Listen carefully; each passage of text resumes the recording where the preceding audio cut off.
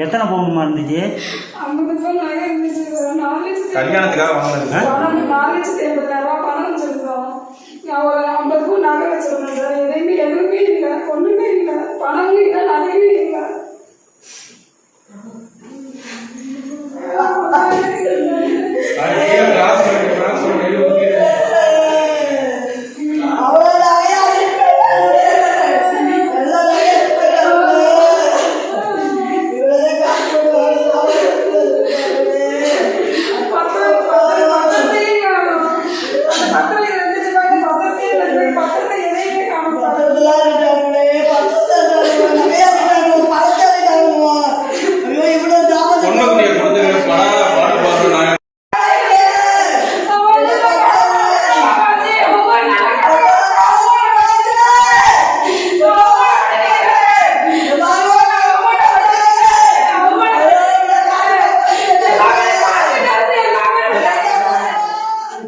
எங்கள் வீட்டுக்காரவங்க பேர் கோபிநாத். எங்கள் மாமனார் பேர் வந்து தட்சிணாமூர்த்தி. அவங்களுக்கு 2 ஒய்ஃபு.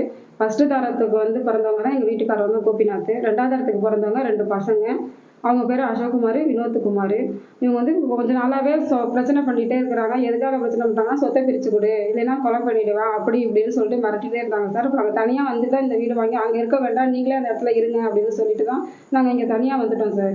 வந்த கொஞ்சம் நாளில் வந்து இப்போ 2 வருஷமாக எந்த 1 வருஷத்துக்குள்ளே எதுவும் பேச்சுவார்த்தை எதுவுமே 15 வருஷமாகவே பேச்சுவார்த்தை கிடையாது. எங்கள் மாமனார் இறந்த நாள்லேருந்து பேச்சுவார்த்தையே கிடையாது. அதுக்கப்புறம் இப்போ இங்கே வந்ததுக்கப்புறமா எனக்கு சொத்து வேணும், அது வேணும், எனக்கு பிரித்து கொடு, இல்லைன்னா ஒன்று அதை பண்ணிவிடுவேன், எப்படி பண்ணிவிடுவேன், இல்லை கொண்டாட்டி கொண்டுருவேன், உங்கள் பிள்ளைங்களை இது பண்ணிவிடுவேன், இல்லைன்னா உன்னை நான் வாழவே விட மாட்டேன், இல்லையா அந்த ஊர்லேயே நான் இருக்க விட மாட்டேன் அப்படின்னு சொல்லி கொஞ்சம் நாளாக மாட்டிகிட்டே இருந்தாங்க சார். அதோட அதுக்கப்புறமா தான் நாங்கள் வந்து வீட்டில் வந்து பசங்களை எங்கள் வீட்டில் நாங்கள் பிஸ்னஸ் பண்ணிட்டு இருக்காங்க. அது சம்மந்தமாக மதுரைக்கு கொஞ்சம் போக வேண்டிய வேலை இருந்ததுனால அங்கே எல்லாருமே போயிட்டோம். பையன் மட்டும் தான் எங்கள் வீட்டில் இருந்தான்.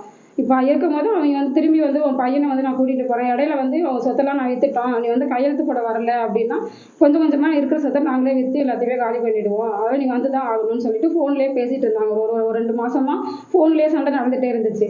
வரண்டா கொஞ்சம் டைம் கொடுன்னு சொல்லி கேட்டுகிட்டே இருக்கும் போதே வீட்டில் வந்து எல்லாத்தையுமே உடச்சி இருந்துட்டு காலைல ஃபோன் பண்ணி உன் வீட்டில் நீ வரல, இதுக்கு மேலே நீ வரல, நீ வந்து தான் ஆகணும், வரலை அப்படின்னா உன் வீட்டை எல்லாத்தையுமே அடிச்சு நொறுக்கிடுவேன், இதுக்கப்புறம் நீ வராமல் எப்படி இருப்பேன்னு நான் பார்க்குறேன் அப்படின்னு சொல்லிட்டு காலைல உன் வீட்டெல்லாம் அடிச்சு நொறுக்கிட்டா வேணா போய் பாரு அப்படின்னு சொல்லி ஃபோன் பண்ணாங்க சார். அது உண்மையாக பொய்யான்னு தெரியாமல் தான் வந்து பக்கத்துல எல்லாம் ஃபோன் பண்ணி கேட்கும் போது தான் இந்த மாதிரி வீட்டில் சத்தம் கேட்டுச்சுமா, ஆனால் காலைல போய் பார்த்தா வீடுலாம் திறந்து கிடக்குது, உடச்சி கிடக்குது, கண்ணாடி எல்லாமே உடச்சி கிடக்கு அப்படின்னு சொல்லி சொன்னாங்க சார். அப்போ தான் நீ காலைல கிளம்பி தான் நம்ம இங்கே வந்து பார்த்தா வீட்டில் எந்த பொருளுமே இல்லை, எல்லாத்தையுமே உடச்சி டிவி வீடு எல்லாத்தையுமே உடச்சிட்டு இருந்த 50 பவுன் நகை இருந்துச்சு.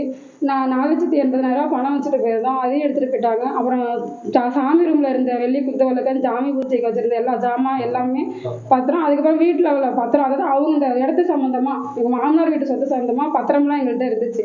அந்த பத்திரத்தையும் காணோம். அந்த பத்திரம் அதை கொண்டுமே எல்லாத்தையுமே எடுத்துகிட்டு போயிட்டாங்க போல இருக்கு.